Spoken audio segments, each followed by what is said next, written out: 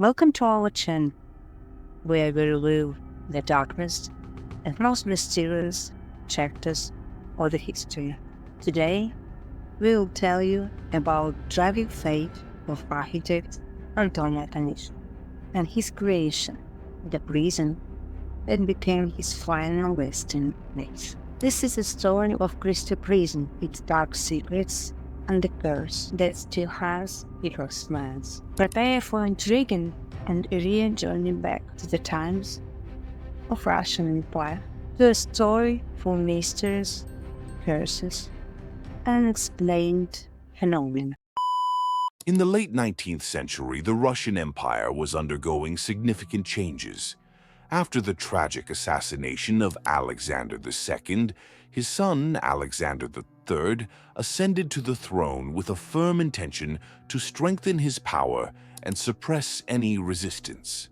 The country was experiencing a period of repression and strict measures aimed at maintaining order and imperial authority. In these conditions, there arose a need for new, more secure prisons to hold both common criminals and the ever-growing number of political prisoners.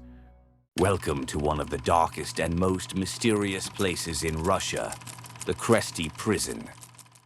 Antonio Tomishko was not just an architect, but a true master of his craft. His projects always elicited admiration from colleagues and envy from competitors. Coming from a poor family, he reached great heights through his hard work and talent, becoming a recognized professional. For Tomishko, the Kresty Prison project was a chance to leave his mark on history, demonstrating not only his architectural skills, but also his ability to bring the boldest ideas to life.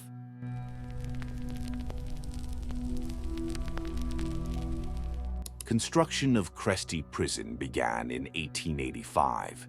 This was a time when fear and repression ruled society, and the new prison was to become a symbol of that fear. From the very beginning, the project was shrouded in secrecy and tightly guarded. Every day, work buzzed on the construction site, and each brick was laid in its place under Tomishko's watchful eye. Kresty Prison was designed as a labyrinth of stone and iron. Narrow, winding corridors created a sense of hopelessness. It was a place where every corner, every door, inspired fear. Cell number 1000, located in the heart of the prison, was special.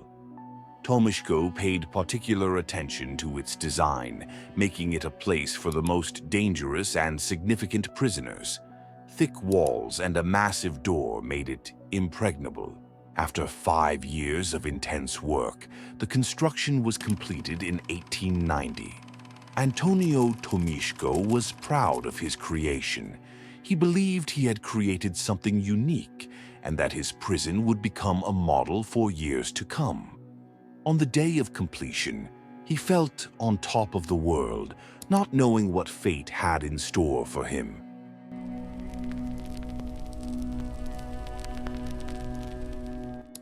In 1890, Antonio Tomishko was summoned to present his report on the completion of the construction to Emperor Alexander III.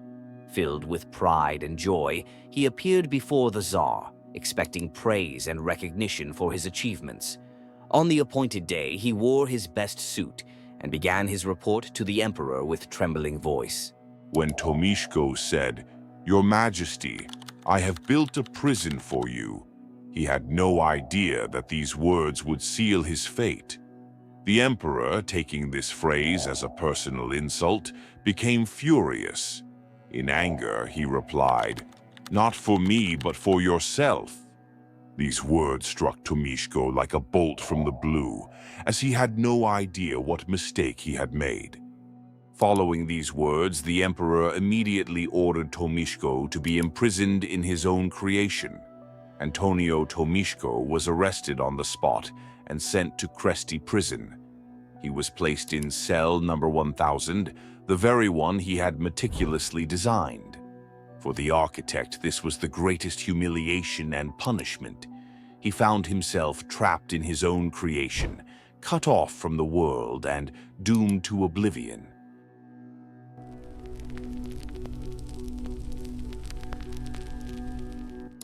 Cell number 1000 was the most sinister and eerie part of the prison. It was deep within the building, where no daylight penetrated. The cold stone walls and heavy door made it resemble a tomb. Inside, silence reigned, broken only by the occasional sounds of guards' footsteps outside the door. Antonio Tomishko spent his last days in complete isolation, tormented by thoughts of his fate. Each day spent in the cell intensified his suffering. He heard the silence of the prison broken by the echo of his own screams. Darkness and hopelessness gradually drove him insane. Tomishko began talking to himself, trying to find meaning in his tragedy.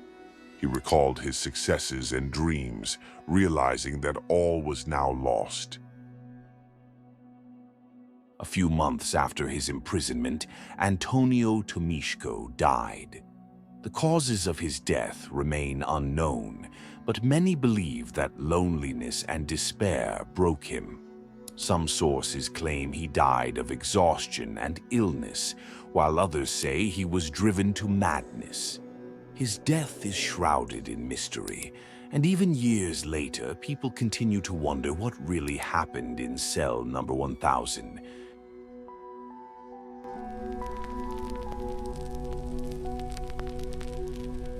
After Antonio Tomishko's death, guards noticed strange changes.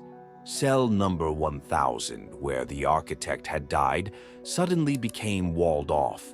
It could no longer be found on the usual rounds. The corridors leading to it seemed to have changed, as if the prison walls themselves decided to hide this place. Guards who knew its location could not explain where it had gone. Long and thorough searches for cell number 1000 began. Engineers and architects were called to investigate the building. They examined every nook and cranny, every corridor, but despite all efforts, the cell was never found. It seemed to have vanished into thin air. This disappearance gave rise to numerous rumors and theories. Over time, legends began to surround cell number 1000. Some claimed its disappearance was linked to a curse placed by the architect. Others believed the cell was intentionally hidden to conceal the true cause of Tomishko's death. People said that strange noises, footsteps, groans, and even whispers emanated from the depths of the prison at night. Guards feared to enter those corridors, afraid of encountering ghosts from the past.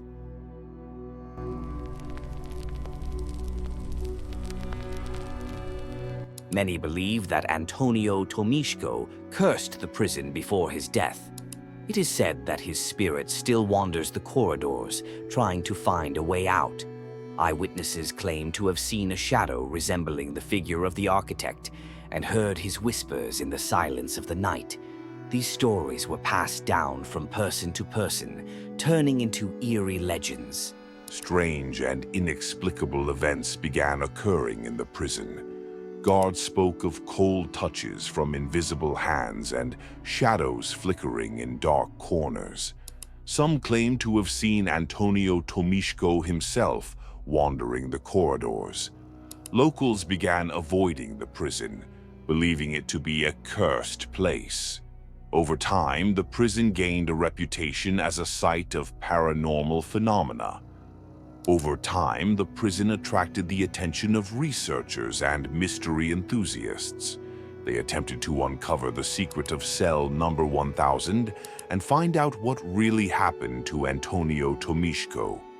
In the early 20th century, several expeditions were organized to study the prison. Researchers used the latest technology of the time, such as flashlights and cameras.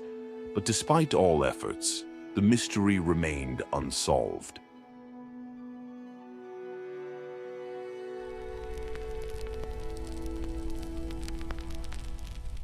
Today, Christie Prison, built by Antonio Tomishko, still stands as a grim monument to the past. It was hold many secrets and legend about the cell number 1000, and it's being sealed with the architect. Inside continue to intrigue minds. This story remains one of the most mysterious and tragic chapters in the history of prison architecture. Thank you for being with us. Subscribe our channel to learn more amazing and mysterious stories from the past. Don't forget to like and share this video with your friends. Until next time.